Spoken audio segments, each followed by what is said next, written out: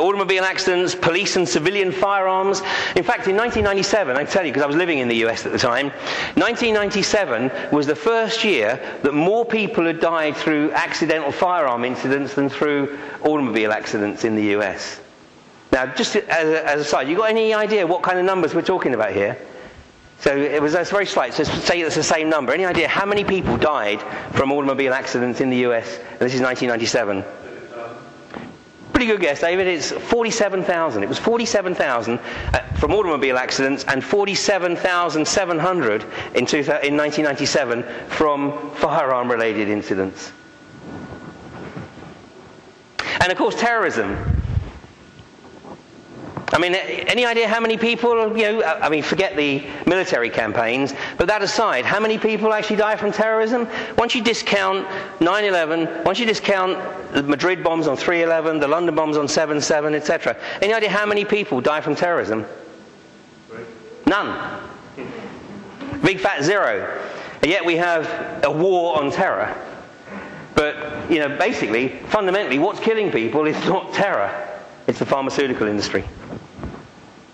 And they want more of the action. So why don't we know about it? Well, that's really very simple. The dumbing down process is remarkable. It's very, very successful. A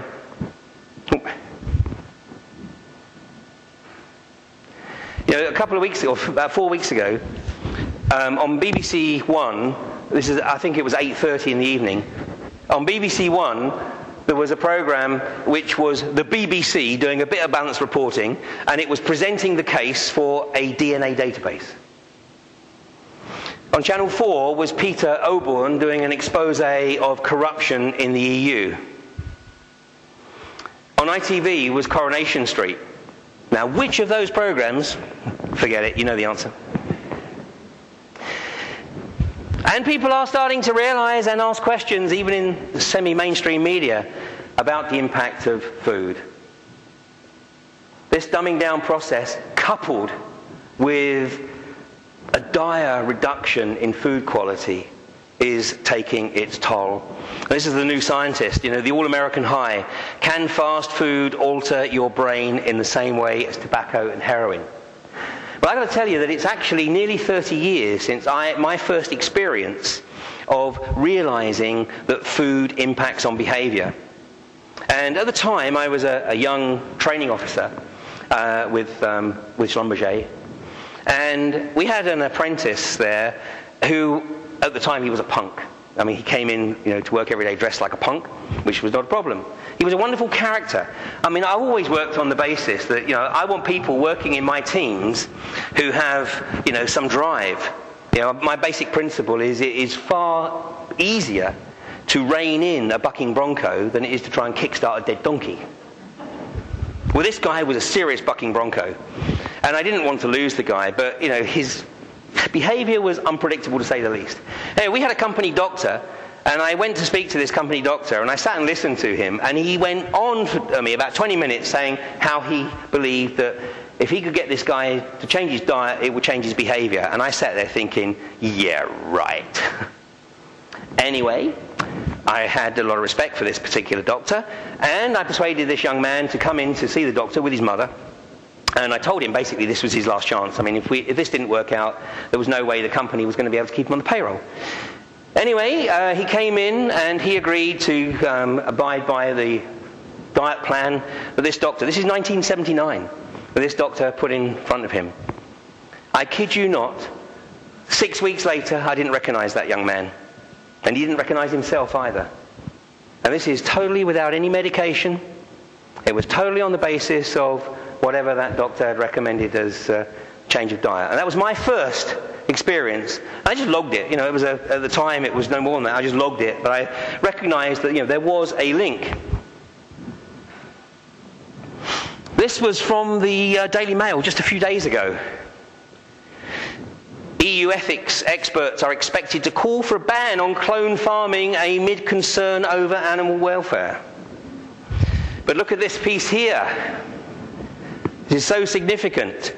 the US Food and Drug Administration is expected to give approval for the sale of clone animal food without labelling in the next few weeks. This is another part of the Codex.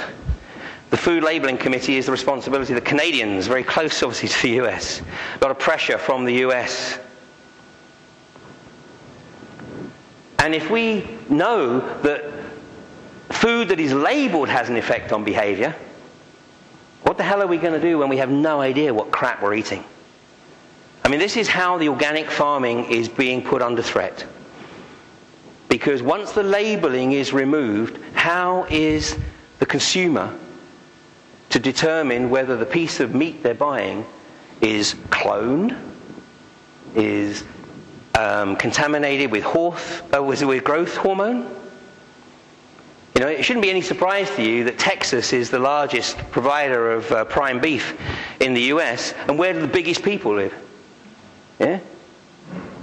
That growth hormone doesn't just stop in the beef. I mean, there's the physical evidence. I lived in Texas for 4.5 years. I mean, they're monsters. It's like living in a land of giants.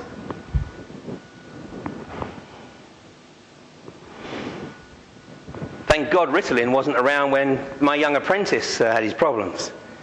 But this is an extremely pernicious drug. This was in the Daily Mail. Literally, I think this was the beginning of the week. And, you know, here we have a situation, again, where the media are telling us what's going on. Look at the headline here, the sub-headline. Thousands of hyperactive children are being given Ritalin, which can stunt growth, or even the schizophrenic drugs. Are they victims of greedy drug firms and doctors too quick to diagnose a condition many say doesn't exist? In the US right now, and this is actually quoted in this article, the article's here if anybody wants to take a look at it. In the US, 10% of all school-aged children are prescribed Ritalin. 10%. 10%. And it's increasing in the UK.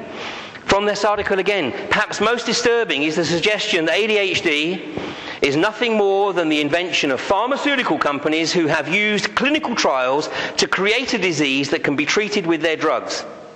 Last year, the NHS spent $28 million on Ritalin alone. Now, Ritalin is a stimulant. I mean, basically, it's likened to cocaine. I mean, we'd be mortified if any parent gave their kids cocaine, but this is effectively what we're doing. In fact, the doctors actually don't understand how Ritalin works because it's a stimulant, yet it has the opposite effect. It calms them down. And some of you may have seen a Panorama broadcast a few weeks ago where they were talking to families that were prescribing Ritalin. And this mother of a hyperactive young girl said, you know, well, yeah, it's nice to actually sort of see her calm and sitting at the table, but it's not my daughter. It's not my daughter.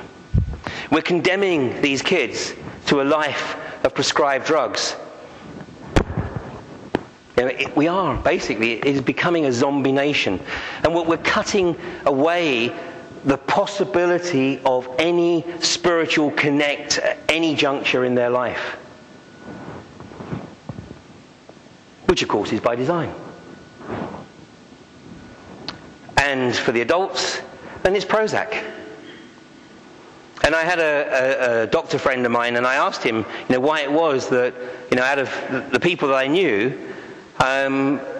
it was always more women that were on Prozac than it was the men. And he said, well, that's very easy. He said, because the guys have to be dead before they go see a doctor. He said, whereas the women are much more comfortable to go see their doctor, and the doctor is just too quick to prescribe Prozac. And then now what's happening is a lot of doctors have little more than a database. You know, what's your problem? Oh, stress? Shh. Oh, Prozac. You know, I mean, they're not even making any informed decision. It's just key in the information into the database, and they're being paid $250,000 a year to provide that information. It's outrageous. Oh, and obviously this was for my benefit. You know, the daily super pill for men over 50. Well, apparently this is the basis, this drug is the same basis as this experiment here. Well, this was on the front page of The Independent at the beginning of this month, Friday the 2nd of November. And they tried it out fortunately they tried it out in mice before they decided to offer it to the 50-year-old men. And this is on the front page of The Independent. It says, it can run for hours at